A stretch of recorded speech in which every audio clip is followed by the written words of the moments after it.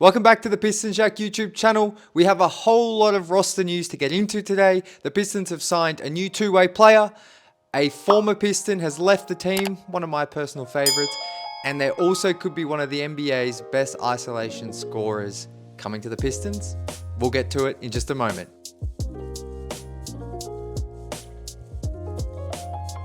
Alright, welcome back to the channel everyone. Let's get straight into today's episode. I want to start with the first piece of breaking news in relations to the Pistons roster and the Motor City Cruise. Shams tweeted out about an hour ago for myself that the Pistons are signing 6'6" guard / forward Colby Jones on a two-way NBA contract. So who is Colby Jones? What does this mean for all the two-way deals? Let's get into it. So Colby Jones most recently was on the Washington Wizards, as you can see on the graphic to the right, and he played 15 games in the final couple of months of the season and put up some good stats. He put up 9 points, 4 rebounds, 2.5 assists. I think he averaged a steal and a half. He's shown flashes. He's 23 years old. He shot 47% from the field, 31% from three, which is probably a little bit lower than you'd expect, but he's also spent, I think he's been in the league for 2 years. I believe he was on OKC for a little bit, didn't play minutes there though. And then he was with the Kings for most of his career.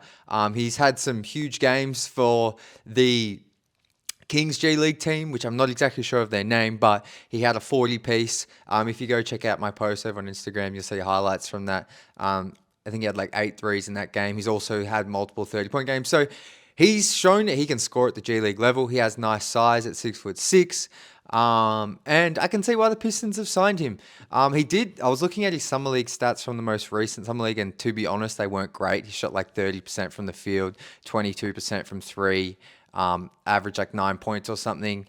Across like the Summer League and the California Classic, he was in that as well. So not the best stats there, but it's Summer League. So he will be a two-way player. So this is my current understanding. So the Pistons currently, you can have 3 two-way deals or 3 players on two-way contracts. So the Pistons have Colby Jones, they have Tolu Smith, I believe, and they also, I believe, have Ron Harper Jr. So what that means is that Dennis Jenkins is free to be, what I'm putting the pieces together, that Dennis Jenkins might be taking that 14th or 15th roster spot. And we'll touch on a player at the end of the episode who I thought was maybe going to get one of those spots, but he's moving to a new team. But I believe this means the writing's on the wall for Dennis Jenkins to take that 14th or 15th roster spot. So I would expect in the coming days that to be announced, if not no longer than a couple of weeks.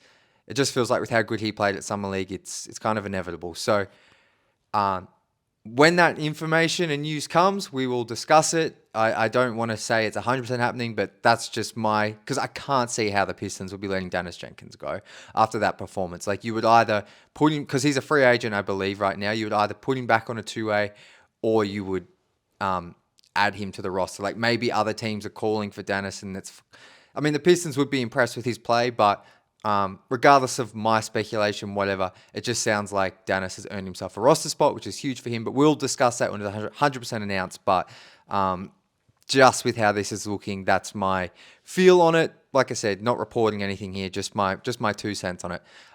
Moving on. And of course, let me know your thoughts if you have any on Colby Jones. I believe I had a heap of people commenting on the Instagram post saying he was really good in college at Xavier. So I don't really watch college hoops, but it sounds like he has a bit of a fan base there. So comment your thoughts below. But moving on. Earlier today, I wake up to a lot of this stuff, and I woke up to people messaging me about Cam Thomas to the Pistons. And I'm like, what on earth and where the hell is this coming from? This is the last player I expected to be linked to the Pistons in any way at all. And after doing a little bit of digging, it didn't take me long to find that. This is all coming from some betting odds. So when I posted this on my socials, I was very careful to say this is trending. This is not news. This is not breaking news. This is not source news. This is purely betting odds. But the reason we're talking about it is because people are clearly putting money on Cam Thomas to come to the Pistons, which means that people may have intel that there's interest there. There was a report from a Nets podcast I believe it might have been from Brandon Scoop, who's a newsbreaker of some sort, that the Nets have some interest in Ivy and that the Pistons have had some form of interest in Cam Thomas. How much that interest and what that entails is obviously up in the air, but we're going to discuss it quickly here because Cam Thomas is such an intriguing player. Like, initially when I saw this, I'm like, no, Jaden Ivey, I'm invested in Ivy over Cam Thomas.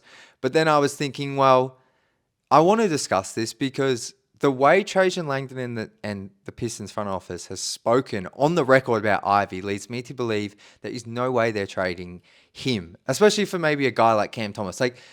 Like they've been so high on Ivy, him coming back, and they were even, Trajan said himself, like, he didn't say these exact words, but he basically said people aren't thinking enough about how big of an impact Ivy can have returning from injury and how much he replaced Schroeder and how much he can replace what some of the other vets did. But I just can't see them trading him for a guy like Cam Thomas. So in my mind, I'm like, well, Cam Thomas is a restricted free agent. We know the restricted free agent market is not good right now. That's why Kuminga, Giddey, Cam Thomas, and there's another player that's slipping my mind from the 2021 draft, all haven't signed, and they're all in this holding pattern. And I was like, well, maybe the Pistons are looking to add Cam Thomas to a deal and bring him off the bench. But let's just talk about him quickly, the player first. So Cam Thomas last season averaged 24 points, 3 rebounds, 4 assists in only 31 minutes.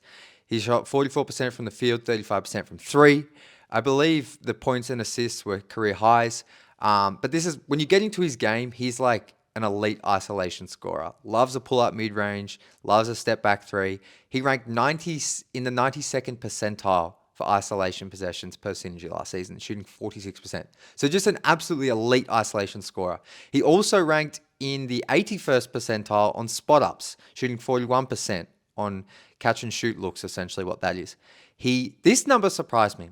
As a pick-and-roll ball handler, when looking to score, this is the key part here, he ranked in the 88th percentile, another very elite figure, 44% from the field. On guarded catch-and-shoots, he shot 42%. But here's the thing with Cam. He's a below-average finisher in the paint. So whilst Ivy definitely needs to improve on that as well, and I'm not really trying to compare the two, but I know people will naturally. He's largely like, he can be a 3-level scorer, don't get me wrong, but he's largely a mid-range guy that loves to ISO and is very good at it. And he can knock down threes at an average rate, but he can make tough looks. So this is a guy that, if you look at the Pistons' most recent playoff series on offense, he would have helped a lot. But we know the Pistons were missing Ivy and Stu in that series. But Cam is a guy you can give the ball and he will go get buckets. And that's kind of what intrigues me a little bit. Of course, you have to get him at the right deal, and I'm not giving up Ivy for him. I just believe in Ivy more as an all-around complete player. And something about Cam and his game, whilst I think he can be really efficient, like giving up, really effective as a scorer, something about giving up Ivy for him just, I don't know what it is. It just doesn't work for me. But if you can add Cam and keep Ivy, and you get Cam at a price that's not the 25 to 30 million he wants, say you can somehow. So I did some research. The Pistons technically can use their traded player exception of 14.3 million to trade for Cam. They'd have to send back a pick to make the deal work.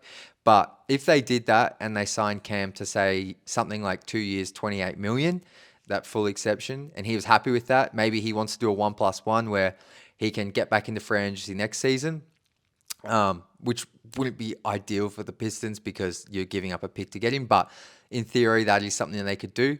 Maybe that works. Maybe, you could look at this as Cam Thomas is basically in for Dennis Schroeder. That's how it could work.